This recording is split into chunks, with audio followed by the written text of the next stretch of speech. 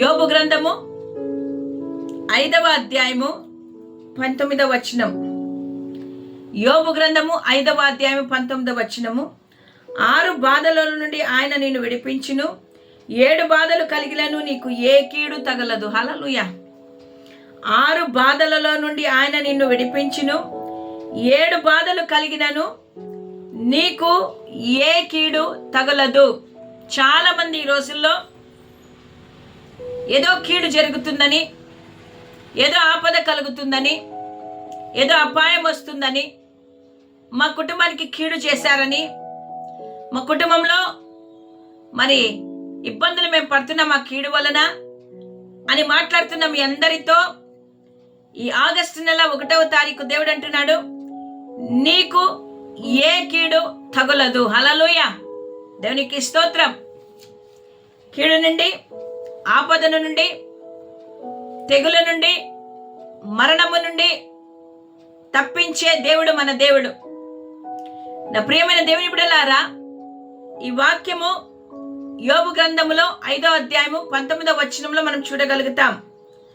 ఊజు దేశమందు యోబు యథార్థవంతుడిగా, న్యాయవంతుడై, దేవుని యందు భయభక్తులు కలిగి, చెడుతనమును విసర్జించి జీవిస్తుండగా అతనికి 7 కుమారులను 3 కుమార్తెలను ఉన్నారని దేవుని వాక్యం సెలవిస్తుంది.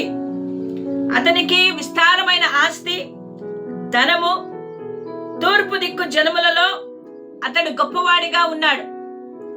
యోబు దేవుని యందు భయభక్తులు కలిగి ఉన్నవాడు. ఆయన తన కుమారులను, కుమార్తెలను ఒకవేళ తమ హృదయంలో దేవుని దూషించుకొని పాపము చేస్తున్నారేమో అని వారి నిమిత్తము ప్రతి ఉదయమే లేచి ఒక్కొక్కరి నిమిత్తము దేవుని సన్నిధిలో బలులు అర్పిస్తూ నిత్యము అలాగు చేస్తున్న వ్యక్తి యోబు. దేవుడంటే భయభక్తులు కలిగిన వ్యక్తి.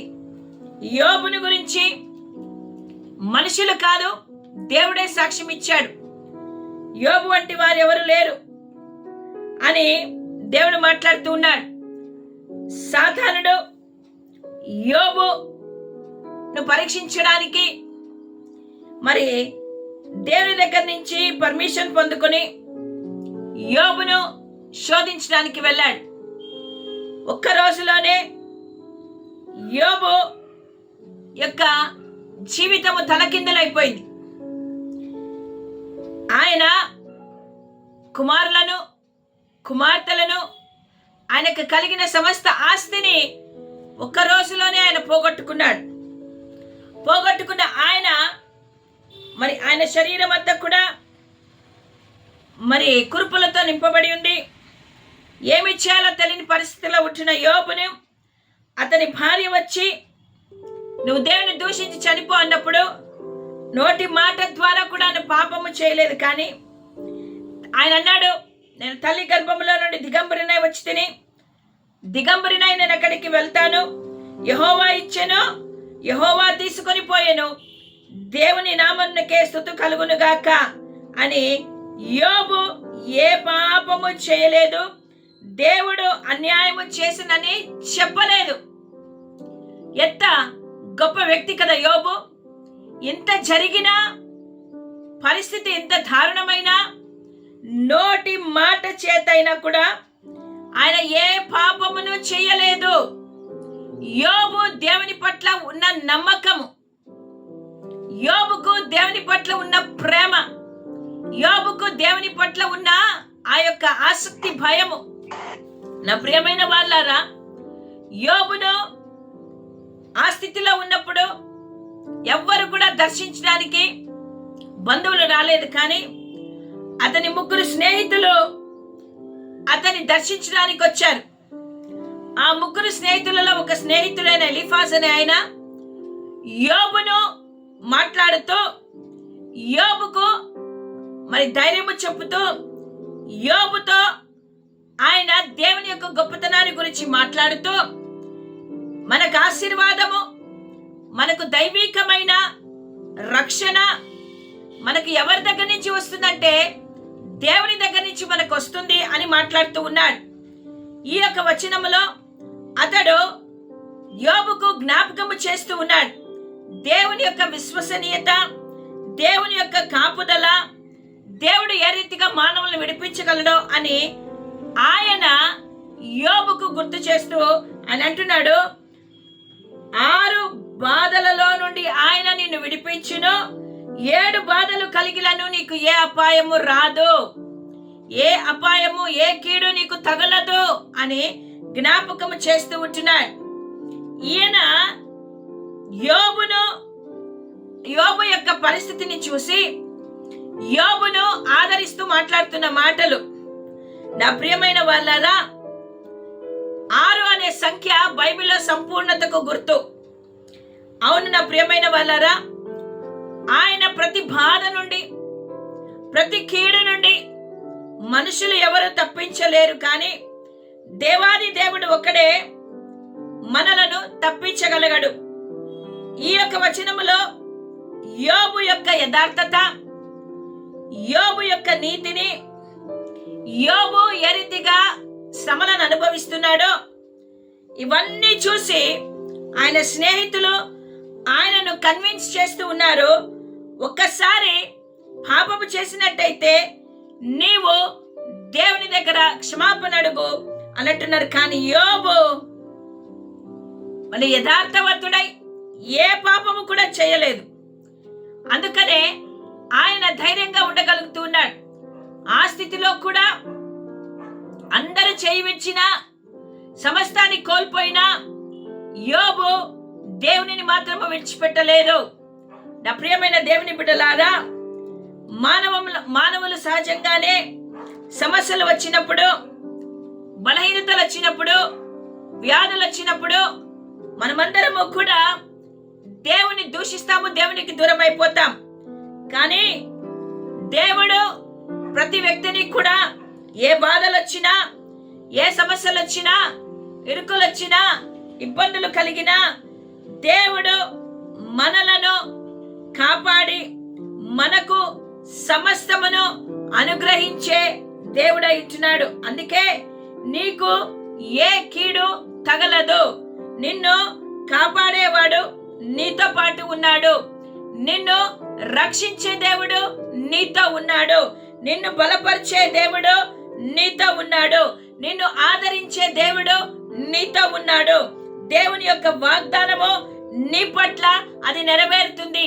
ఏ సమయమందు ఏ స్థితిలో నీకు దేవుడు కార్యములను చేయాలో ఆ కార్యములను దేవుడు చేయగలుగుతాడు. నీకు విమోచననిస్తాడు.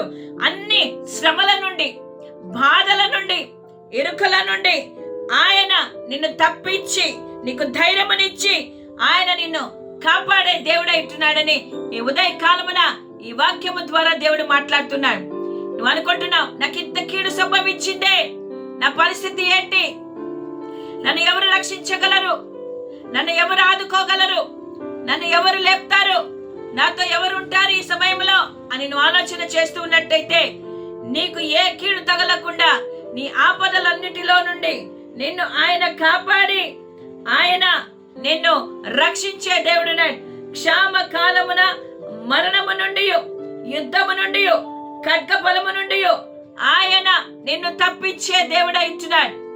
క్షామము అంటే కరువు, లేమి స్థితి వచ్చినప్పటికీ మరణము నుండి కూడా నిన్ను తప్పించగలిగిన దేవుడు. యుద్ధము, ఖడ్గము వీటన్నిటి నుండి నీకు ఆయన సహాయం చేసి నడిపిస్తాడు. అంతే కాకుండా నోటి మాటల చేత కలుగు నొప్పి నీకు తగలకుండా ఆయన నిన్ను చాటు చేస్తాడు. నోటి మాటల ద్వారా ఎన్నోసార్లు నొప్పి నీకు కలుగుతుంది కదా, ఆ నోటి మాటలు కూడా, ఆ నొప్పి కూడా నీకు తగలకుండా దేవుడు నిన్ను మరుగు చేసి నిన్ను కాపాడుతాడు. ఎంత ప్రేమ కలిగిన దేవుడు కదా మన దేవుడు. మనందరి కొరకు ఆయన ఎన్నో మేలను చేస్తూ ఉంటే మనం ఇంకా ఆయనను సందేహిస్తూ, ఇంకా ఆయనను నమ్మకుండా దూరస్తులుగా ఉంటున్నాం. యోబుకి ఎంత జరిగినా దేవుడే కావాలన్నాడు. దేవుని వైపే చూశాడు, దేవుణ్ణే నమ్మాడు. నా ప్రియమైన దేవుని బిడ్డలారా, ఉదయ కాలమున దేవుడు నీకు ఏ కీడు తగలకుండా నిన్ను కాపాడుతాడు. ఇది మొదలుకొని నిరంతరము నీ రాకపోకల యందు నీకు ఆయన తోడు ఉంటాడు. ఏ తెగులు నీ గుడారమును సమీపించకుండా కంచె వేసి కాపాడేవాడు ఆయనే. నీకు అపాయం రాకుండా ఆయన నిన్ను గూర్చి తన దూతలకు ఆజ్ఞాపించి నీ పాదములకు రాయి తగలకుండా వారు నిన్ను తమ చేతుల మీద ఎత్తి పట్టుకోవడానికి దేవుడు నీకు కృపను చూపబోతుంటున్నాను. హల్లెలూయా. దేవునికి స్తోత్రం కలుగును గాక. నా ప్రియమైన దేవుని బిడ్డలారా, ఉదయ కాలమున దేవుడు నీకు మరి ఒక్కసారి నేను ప్రోత్సాహపరుస్తూ నేను ఉత్తేజపరుస్తూ ఉంటున్నాను. ధైర్యం తెచ్చుకో, నీకు ఏ కీడు తగలదు. ఎంతో మంది చెప్తారు, ఇది చేస్తే కీడైతుంది, అది చేస్తే కీడైతుంది అని. మనుషుల మాటలను నమ్మద్దు, కానీ జీవము కలిగిన దేవుని మాటలను నమ్ము. ఆయన ఒక్కడే నీకు సహాయం చేయవాడు, నిన్ను రక్షించువాడు, నిన్ను కాపాడువాడు. నిన్ను కాపాడువాడు కునుకకుండా నిద్రపోకుండా నీ కొరకు ఆయన చూస్తూ ఉన్నాడు. నీకు అపాయం రాకుండా నిన్ను కాపాడడానికి ఆయన సిద్ధంగా ఉంటున్నాడు. ఉదయ కాలమున యోబు వలె నువ్వు కూడా యథార్థంగా, న్యాయముగా, నీతిగా నువ్వు బ్రతికినట్టయితే దేవుడు 6 బాధలలో నుండి నిన్ను విడిపిస్తాడు. 7 బాధల నుండి కీడు తగలకుండా నిన్ను కాపాడి నిన్ను నీ కుటుంబాన్ని ఆశీర్వాదకరంగా ఆయన మార్చబోతుంటున్నాడు. కాబట్టి ధైర్యం తెచ్చుకొని దేవుని వైపు చూడు. ఉదయ కాలమున దేవుడు నీ కోసం ఉన్నాడు. దేవుడు నీకు తోడై ఉన్నాడు. ఆయనే నీ బలము, ఆయనే నీ ఆశ్రయము, ఆయనే నీ కోట, ఆయనే నీ యొక్క కేడము. నిన్ను ఆయన దయతో కప్పి నిన్ను ఆయన రెక్కల కింద ఉంచుకొని ఏ తెగులు, ఏ కీడు నీకు సంభవించకుండా నిన్ను కాపాడి నిన్ను బలపరుస్తాడు. హల్లెలూయా. దేవుడు ఈ మాటలు మన వినికిడిలో దీవించునుగాక. ఆమేన్. ప్రార్థన చేసుకుందామా? ఈ యొక్క నూతన మాసములో దేవుడు ఏ కీడు తగలకుండా, నాయన మన బ్రతికినంత కాలం ఏ అపాయం రాకుండా కంచె వేసి ఆయన కాపాడుతాడు. హల్లెలూయా. పరిశుద్ధులైన దేవానికి స్తోత్రాలు. ఏ కీడు మాకు తగలదని మాట ఇచ్చావు ప్రభా. ఏ కీడు మాకు తగలకుండా, ఏ అపాయం మాకు సంభవించకుండా, ఏ తెగులు మా గుడారం దగ్గరికి రాకుండా నైనా ఈ ఉదయ కాలమున నైనా ఆగస్టు 1వ తారీఖు 2025 సంవత్సరములో మీరు మాతో మాట్లాడినందుకు మీకు వందనాలు.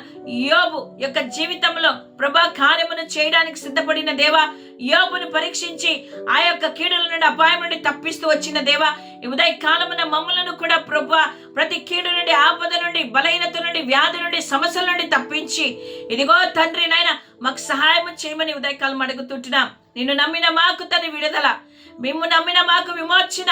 ప్రభా నీవే మా ఆధారము, నీవే మా దేవుడవు నాయన. నువ్వు తప్ప మాకు దేవుడు లేడు ప్రభు నాయన. నీకు స్తోత్రాలు చెల్లిస్తుంటున్నాం. మమ్మల్ని బలపరచండి, స్థిరపరచండి నాయన. విత్తబడిన వాక్యము తన్ని ప్రతి ఒక్క హృదయంలో నాటబడి నాయన ఈ వాగ్దానమును ఎత్తి పట్టుకొని ప్రభా నిన్ను స్తుతించి భాగ్యాన్ని మాకు దయచేయమని కృప కలిగిన దేవానికి స్తోత్రాలు చెల్లిస్తుంటున్నాం. మాతో మీరుండి కార్యమును జరిగించమని యేసు నామములో అడుగుతుంటున్నాము తండ్రి. ఆమేన్, ఆమేన్, ఆమేన్. హల్లెలూయా. దేవునికే స్తోత్రం.